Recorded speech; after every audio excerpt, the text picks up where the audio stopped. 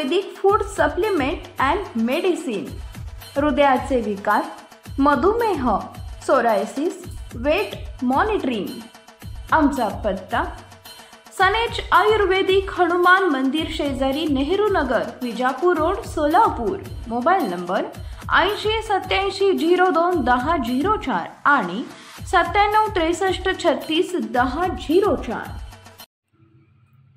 काँग्रेस आणि भाजपा हे दोघं धर्माचे नातेगोते जुळवतात। बच्चू कडू।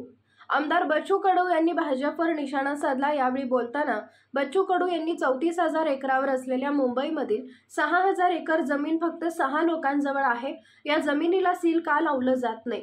मुंबई झोपडपट्टीमध्ये राहणारा माणूस साधक पाय पसरू शकत नाही, त्याला राहायला घर नाही, अन्न वस्त्र निवाऱ्यामधील निवारा कोणी हिसकावला असा सवाल केला। पुढे बोलताना जर 6,000 एकर जमीन 6 लोकांजवळ राहत असेल, कष्ट करणाऱ्या लोकांना घरे मिळत नसतील, मग हे प्रश्न लोकांनी सत्ताधाऱ्यांना विचारले पाहिजे। धर्म आणि जातीच्या आड येऊन आमच्या हक्काची लढाई थांबता कामा नये, त्या सामान्य माणसाची लढाई अधिक मजबूतीने राहिली पाहिजे असं सांगितले। काँग्रेस आणि भाजपा हे दोघे धर्माचे नातेगोते जुळवतात, तर या भारतात कन्याकुमारीपासून काश्मीरपर्यंत ते कटपर्यंत जी काही हत्या झाली ती शेतकऱ्यांच्या मजुरांची झाली। बेरोजगारांनी आत्महत्या केल्या, तो हिंदू आहे का मुसलमान याचा शोध घेतल्यापेक्षा तो मरतोय कोण हे महत्त्वाचं आहे। हे आमचे लोक नेते सांगत नाहीत। एखाद्या धर्मातल्या माणसाने कुठल्या तरी दंगलीत मेला तर उहापोह होतो, पण 3.5 लाख शेतकरी आत्महत्या करून मरतात याची साधी बातमी होत नाही, याचं दुःख आहे। भिवंडी येथील महाविकास आघाडीच्या सभेत अरविंद केजरीवाल यांनी 4 तारखेनंतर भाजप जिंकले तर सुप्रिया सुळे, शरद पवार, उद्धव ठाकरे, आदित्य ठाकरे जेलमध्ये जातील असं वक्तव्य करत भाजपाला लक्ष्य केलं होतं।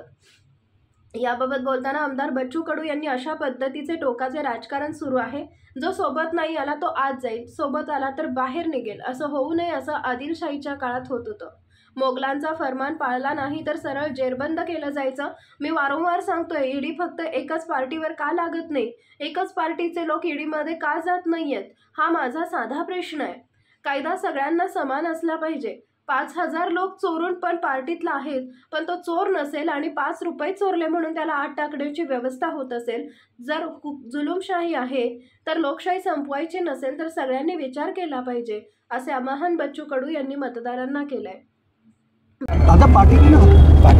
मला असं वाटतं का अशा पद्धतीचं राजकारण जे एकदम टोकाचं, सोबत नाही म्हणून अंदर जाईल आणि सोबत आला तर बाहेर निघेल, असं होऊ नये। हे आदिलशाहीच्या काळात होतंय। मोगलांचा फरमाना जर पाळला नाही तर सरळ जेल बंद केल्या जात होते, असं होऊ नये। मी वारंवार सांगितलं का ईडी फक्त एकाच पार्टीवर का लागत नाही, एकाच पार्टीतले लोक ईडीमध्ये अंदर का जात नाही, हा साधा प्रश्न आहे। किमान काही गोष्टी आपण पाहतोय तर सगळ्यांना समान असल्या पाहिजे। म्हणजे 5 लाख चोरले, पार्टीतला आहे म्हणून तो चोर होत नसेल आणि दुसऱ्यानं 5 रुपये चोरले तर त्याला अंदर टाकण्याची व्यवस्था होत असेल तर ही जुलूमशाही आहे, लोकशाही संपलेली असेल। आणि लोकशाही संपायची नसेल तर मला वाटतं सगळ्यांना विचार केला पाहिजे। ठीक आहे। रोड शो सुद्धा नरेंद्र मोदींनी केला पहिल्यांदाच मुंबई। मला असं वाटतं का इथे 32-34,000 एकरावर मुंबई आहे, त्यातले 6,000 एकर जमीन फक्त 6 लोकांजवळ आहे। एकट्या गोदरेजजवळ 3,000 एकर जमीन आहे, काय सिलिंग लावत नाही? इथं झोपायला व्यवस्था नाही आहे, पाय पसरू शकत नाही जो मुंबईतला झोपडपट्टीतला माणूस, त्याला राहायला घर नाही आहे। 75व्या वर्षामध्ये बाबासाहेब आंबेडकरांनी म्हटलं होतं अन्न वस्त्र निवारा, मग निवारा कुठे गेलाय? कोण छिनला निवारा?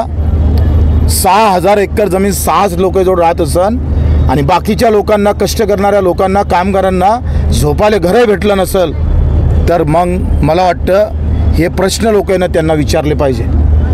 धर्म आणि जातीच्या आड घेऊन आमच्या हक्काची लढाई थांबता कामा नये, त्या सामान्य माणसाची लढाई अधिक मजबूतीने उभी राहिली पाहिजे, म्हणून ही उमेदवारी आहे। दोनही पक्ष काँग्रेस आणि भाजपा हे दोघे जण धर्माची नाती जुळवतात, पण या हिंदुस्थानामध्ये कन्याकुमारी ते काश्मीरपर्यंत आणि कट से कट तक जे काही हत्या झाली ना ती शेतकऱ्याची झाली, मजुराची झाली, बेरोजगारांना आत्महत्या सगळ्यात जास्त केल्या। तो हिंदू आहे का मुसलमान आहे याचा शोध घेतल्यापेक्षा तो मरतं कोण हा महत्त्वाचा आहे। आणि हे आमचे नेते लोक हे सांगतच नाही। एखाद्या धर्मातल्या माणसानं कुठंतरी दंगलीत मेलं तर त्याचं उहापोह होतं, पण 3.5 लाख शेतकरी जेव्हा आत्महत्या करून मरतंय त्याची साधी न्यूज पण होत नाही, याचं दुःख आहे. भाऊ काय सांगाल Narendra? Paras mobile accessories and electronics, mobile व TV रिपेरी, मोबाईल व सर्व डिश रिचार्ज. आमचा पत्ता 34/2/39, 70 फूट road, new Pachhapeth, Solapur. Mobile number 774499 6658 आणि 954546 8473.